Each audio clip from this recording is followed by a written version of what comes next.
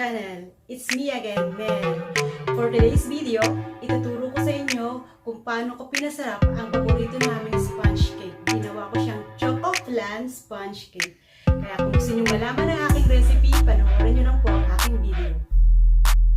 Una sa lahat, preheat natin ang ating oven ng 170 degrees Celsius.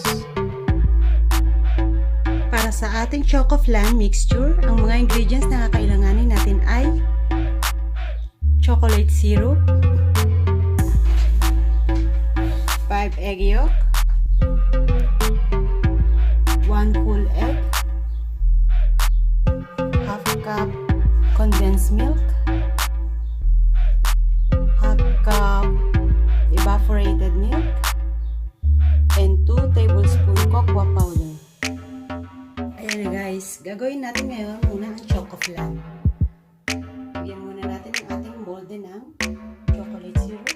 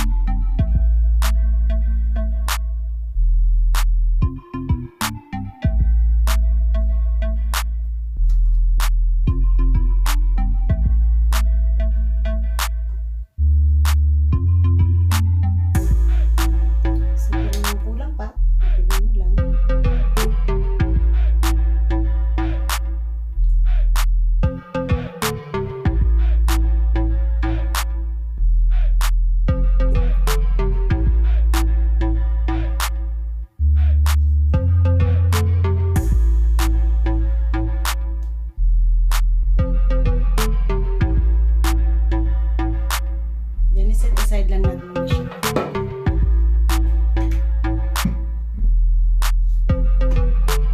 Then,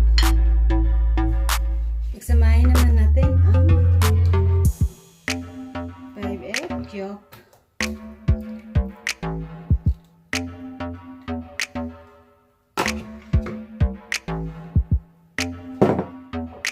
1 whole egg,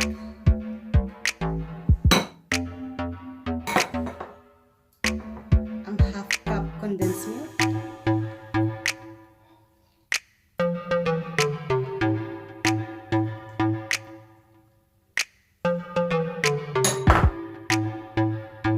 it's an evaporated milk. Ngayon yung condensed, evaporated milk.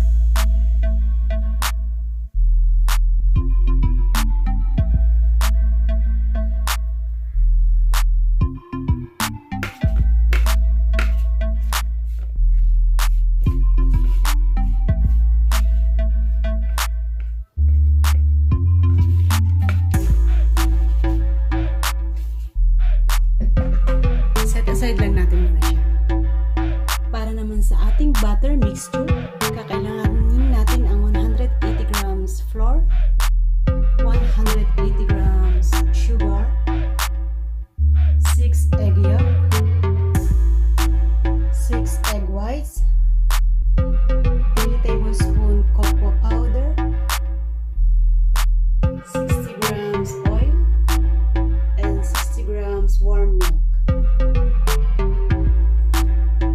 Simulan natin ang paggawa ng butter mixture.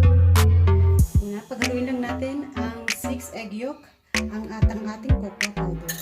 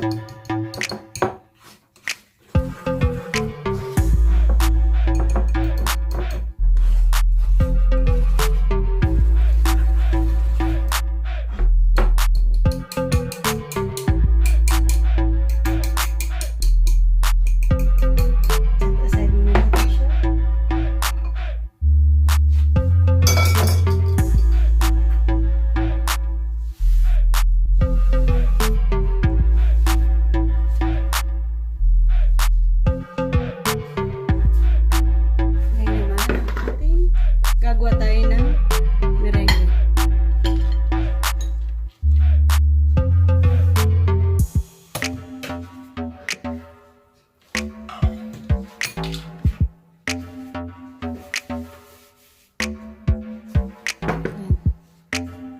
Lagay lang natin ang ating 6 egg whites.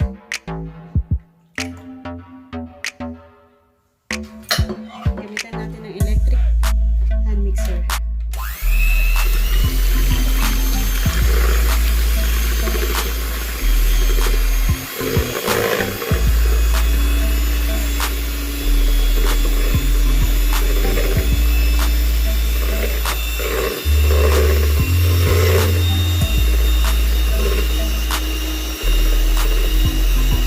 Lagyan natin ng asukal, konti lang. Sabihin natin sa third part.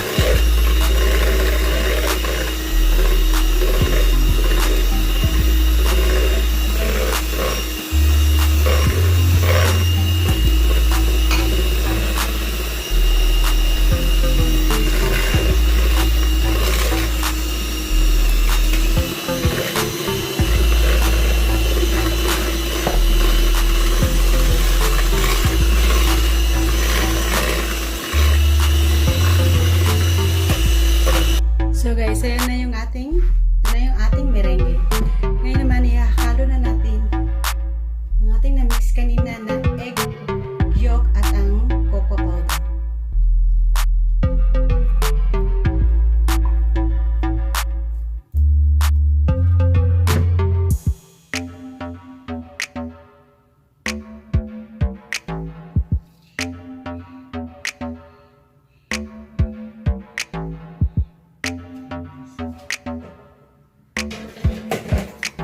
Mix natin siya.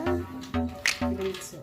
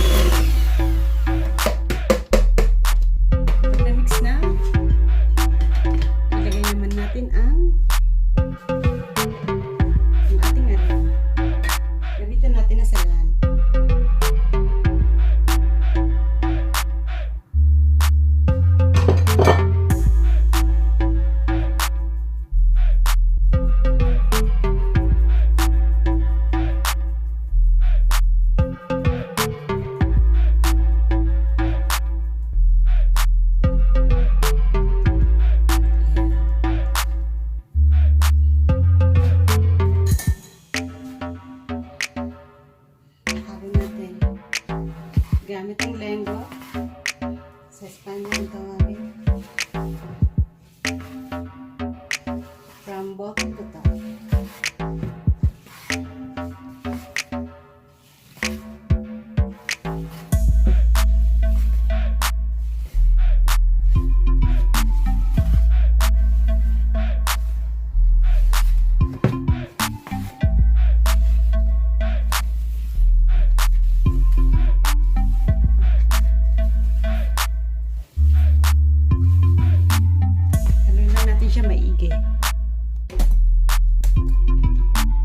guys ang ating nagawang mixed butter.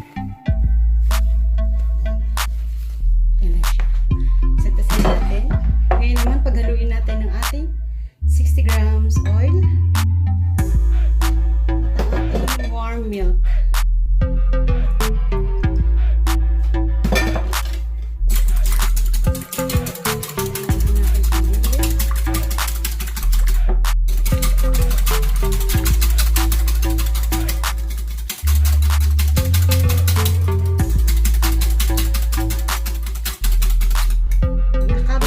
Dagdagan lang natin siya ng konti na mix nating butter.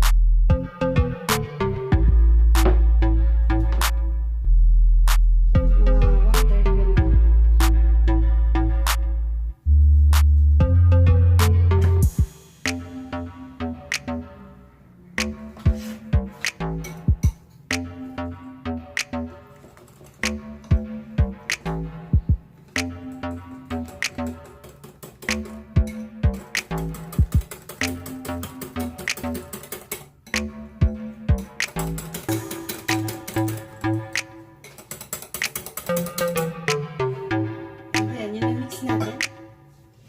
Halo na natin ngayon.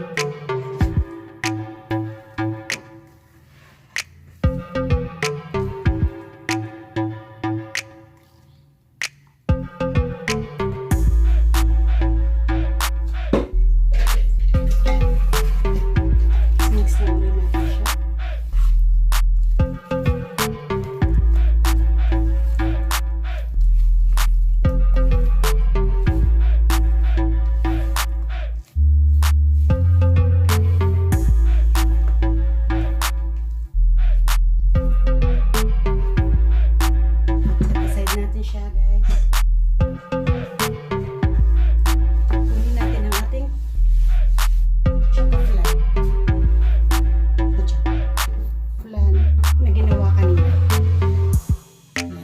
Lalagay lang natin siya on top.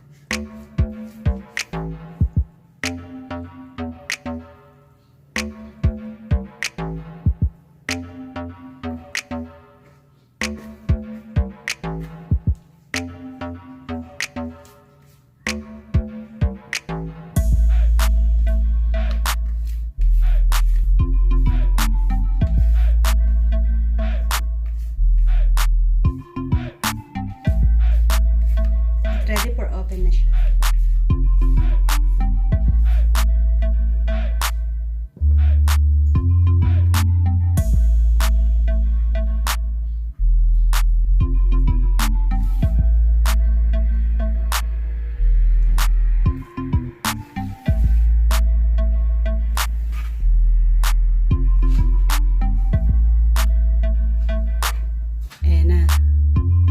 Ayan na guys ang ating mixture. Ready for oven na siya. Bago natin ilagay sa oven, ang maganda, lagyan natin ng tubig yung sa paligid ng paglalagyan natin. Para mas maganda yung luto niya.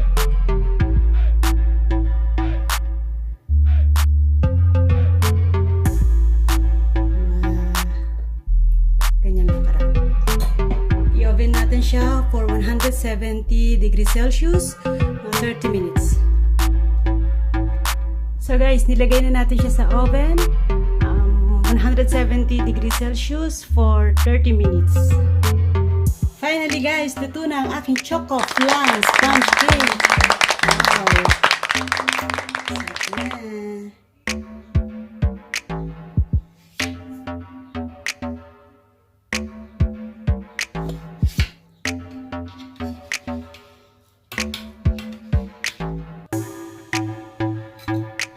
Wow!